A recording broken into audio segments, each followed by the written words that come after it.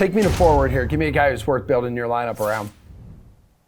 Yeah, so I'm just Hey, checking this Garion. Jazz team again to make sure I have the positions right. But if Rudy Gay is out there, he's $4,000. And we saw him actually play center the other night against Denver because Gobert was out and Whiteside was out. And I do think that that's a possible scenario for tonight, too, because the guys I just mentioned, all four of them for Utah are questionable. Those are like the four rotation players they have left. It's definitely possible that Rudy Gay plays and Whiteside doesn't, and Rudy Gay is going to play the majority of the center minutes, assuming the game stays at least relatively close. So if we get the scenario where Gay's in and Whiteside's out, I think you just lock Rudy Gay into your lineups because he almost can't fail. If Whiteside's in too, I still think you can play him, but this is definitely another player where like I think you just have to watch Utah. You probably need something from this game in some capacity. Garion, how about you, man?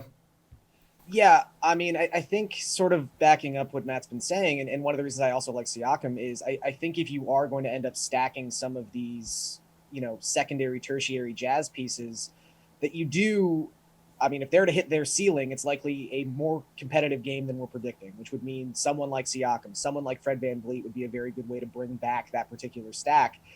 And I also think it's worth noting that this is a very unique situation. I think we've seen teams sort of have these rest nights, these faux rest nights.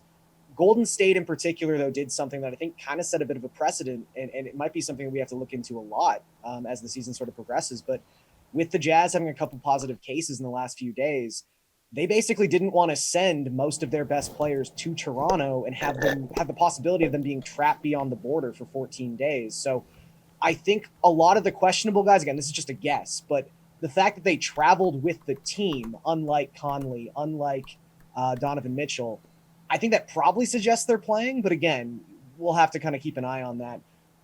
Aside from just the Jazz, the gift that keeps on giving on this slate, I would say Giannis Antetokounmpo obviously is someone you have to look at tonight.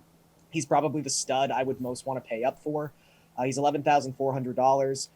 Somehow, you wouldn't think it's possible to do better than the 1.7 DraftKings points he averages just in general per minute so far this season, but that actually goes up with Drew Holiday off the court because Giannis takes over more of a facilitating role. He's averaging 1.76 DraftKings points per minute in that scenario. That's about the only thing that's even close to the stratosphere of Jokic in 2021, 2022.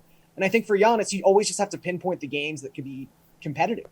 This is someone who's only had to play 36 plus minutes 7 times this season, but the 7 times he's done it, he's averaged almost 70 DraftKings points per game. So I think this could be pretty competitive against the Nets. And also that Nets defense, I know it's probably going to be better with Kyrie not playing tonight, but it just looked terrible against the Pacers. It almost seemed like they didn't care. They probably will care more against Milwaukee, but I just think it's a really nice matchup for Giannis too.